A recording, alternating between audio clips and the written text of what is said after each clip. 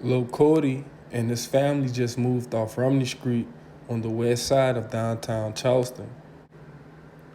The reason they moved because there was an ongoing beef between the east side and the west side, and over the course of 20 years, there was more than 1,000 murders, and 300 of those murders went unsolved. The new neighborhood Lil Cody lived in was an hour walk away, a 8-minute drive, and a 20-minute ride if you was on a bike. Unlike downtown Charleston, which is in the yellow, orange, and blue, where the whites and the black folks were neighbors, so the murders only took place after dark. But this new neighborhood Lil Cody lived in was raw and uncut. This new neighborhood was called the Macon. There was no respect for the kids or the old folks because shootouts would take place in broad daylight. The police barely patrol, so your average 8-year-old already seen junkies shooting up crack and heroin in the middle of the street, and people getting in broad day bang outs and rock outs at the local corner stores. Actually, when Lil Cody first moved here, this was his first time seeing a teenager sell crack to his very own grandmother. Lil Cody had just left out his house on Clement Ave when he saw a well-known guy climbing out the window of one of his neighbor's house. The guy climbing out the window name was Buzzy. The guy who lived there, his name was Joseph. When Lil Cody looked back, he saw exactly why the local neighborhood robber, Buzzy, was climbing out the side window of Joseph's home. Joseph was a truck driver who sold dope on the low level so he wouldn't draw attention to his family. So as Joseph pulled inside his driveway, Buzzy was jumping out the window. A few moments later, Joseph's wife opened the door with the towel wrapped around her. When the door closed, Buzzy came from outside of the house and gave Lil Cody a handshake and a hug. "Damn, bruh, what was you doing in there?" Lil Cody asked. "Shit, lil bro, I finessed his wife and I got a little bit of drugs." The two friends would proceed to walk north towards the school, but they stopped to their friend's house to play a little game and smoke a little perk. After the smoke session, all 8 of the young boys were stoned, including Lil Cody, only being in the 5th grade. Lil Buzzy was in the 8th grade, and he had to walk about an hour up Rivers Avenue to get to his middle school, so he gave Lil Cody the ounce of cocaine and the .38 revolver. Lil Cody put the items in his backpack and proceeded to school. The last period of class was history class, and Lil Cody was still high out of his mind. When the teacher started explaining the history of the Shakora Cherokee neighborhood, he could literally imagine in details what his neighborhood was like in the past. So as he listened to the teacher tell her stories about the Shakora Macon neighborhood, he would drift off into a daydream. As the teacher explained, Shakora was constructed by 1921 and opened to the black community in 1955. Once called Shakora Grade School, it was the first public school in the whole entire North area. Shakora School was named after the neighborhood, which the neighborhood was named after an Indian tribe called the Shakora Native American tribe. In the Indian world, Shakora stands for Dogwood Town. In 1896, the government purchased 600 acres of land and named it Shakora Park. The city also built a rail line from downtown to Shakora Park. There was also a zoo and golf course built there. The Shakora was the first people here in America to see the Spanish. The Spanish explorers out of Spain would kill a whole lot of Indians and enslave about 70 Shikora. And an Indian would survive, and his name was Francisco de Shikora. By the time they made it to Spain, 69 Shikora Indians would die on the journey, leaving Francisco de Shikora alone. Francisco Shikora would tell stories to the Spanish court, and they would be amazed, and they would start to believe him. He would tell them about his homeland and how it was heaven-like and fruitful. He told stories about giants that scratch baby bones so they can become giants. He told stories about men who grew tails and had to dig in the ground just so they could sit down. He also told the Spaniards about the kinds of plants and animals. They believed him so much that in 1526, he got them to come back to South Carolina all the way from Spain. And when they arrived inside South Carolina, Francisco Shikora would escape and never be heard from again. The bell just had rang, and Lil Cody started walking towards Reynolds Avenue to meet Lil Buzzy at a local prostitute house. The prostitute name was Rose, and she knew how to cook crack. She turned their ounce of crack to an ounce and a half, and every trick that came to get pleasure from her would score crack from Lil Buzzy and Lil Cody. One day they would be sitting on the porch on Reynolds Ave, and Rose would hit the pipe, and she instantly got high as her eyes began to dilate. She was a 50-year-old prostitute, and she began to tell Buzzy and Lil Cody about the old Reynolds Ave. Reynolds Ave was a main street coming straight from the naval yard to the local shops, diners, and beauty parlors. In the north area, Reynolds Ave was the closest looking thing to downtown Charleston at the time. The only difference is that Reynolds Ave had drugs and prostitutes. When the Navy workers got off of work, they would walk straight down Reynolds Ave to grab a drink, get a bite, or get some drugs and then go get laid. The reason Reynolds Ave had so many prostitutes was because the neighborhood started from the naval yard, and the many men from the naval yard would get off of work and go party and get laid on Reynolds Ave.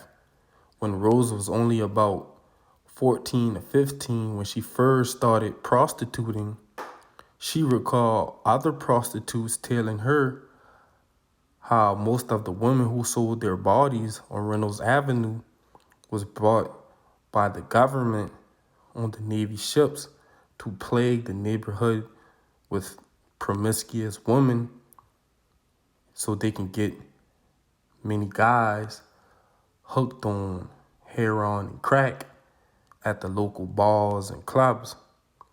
Basically, Reynolds Ave was the only red light district inside South Carolina. In 1901, the U.S. bought a portion of Shikora Park for a new naval base.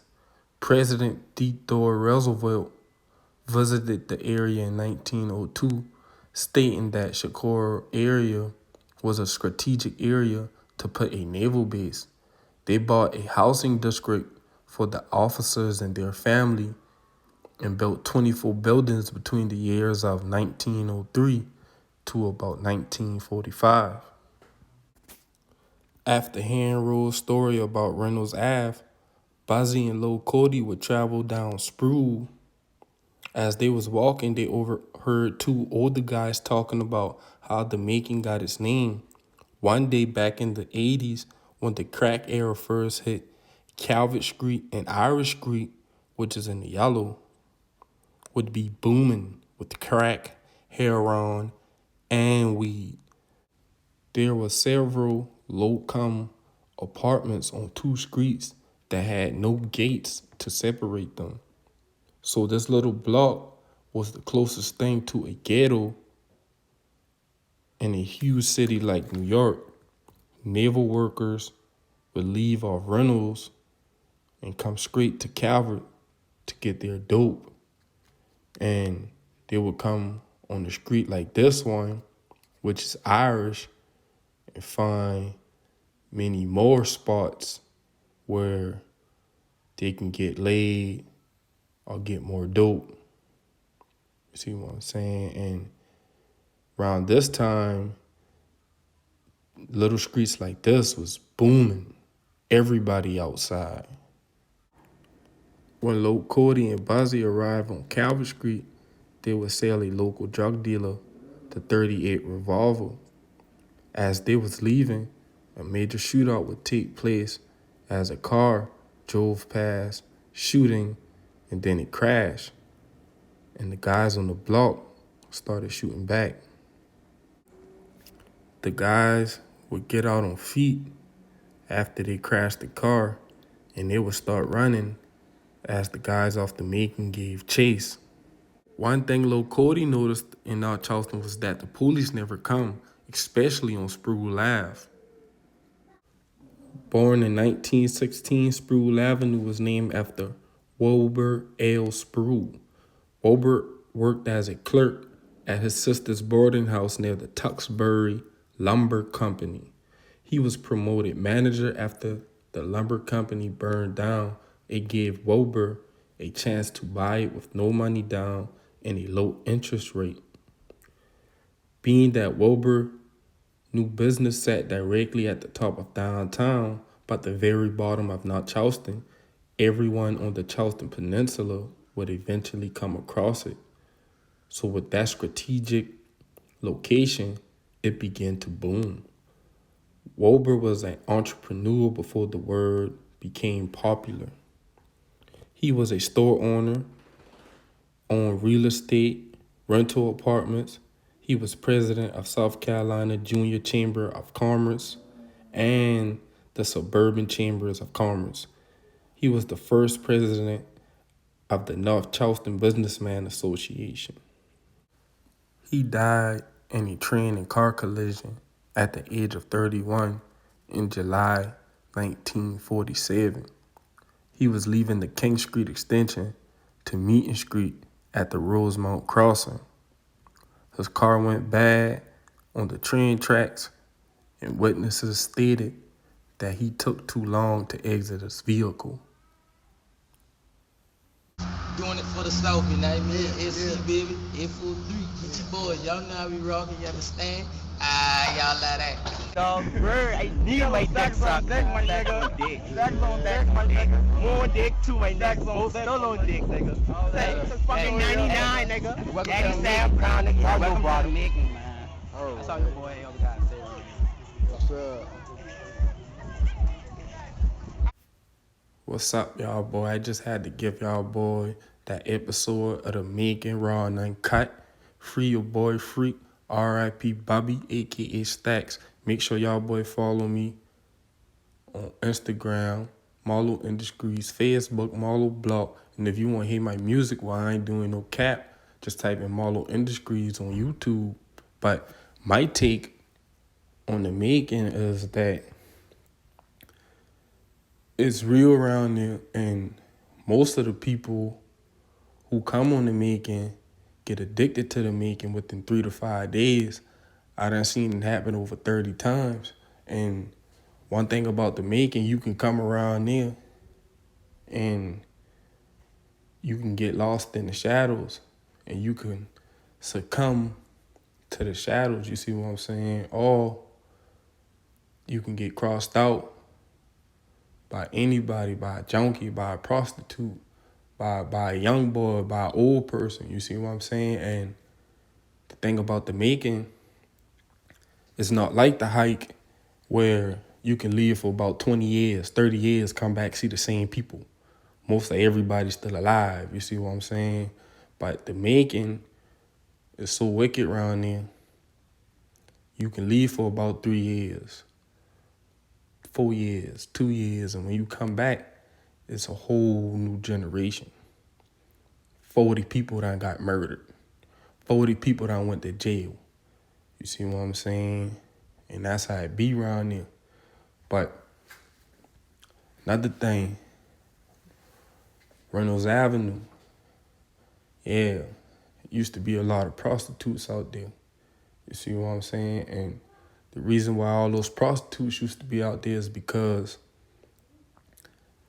when World War I and World War II been going on, and they had the Navy ships coming back and forth, they used to bring a lot of women with them. You see what I'm saying? And they used to get left on the making the fend for themselves.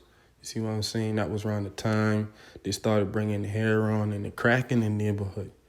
You see what I'm saying? And the prostitutes would get off the ships, and some of them would be selling drugs to the community, to their tricks. You see what I'm saying? They would be getting the tricks hook on the cocaine for the guys that worked on the ship. You see what I'm saying? So that was very true. And I really did hear some guys talking about how the Macon came about when I was about 10 years old.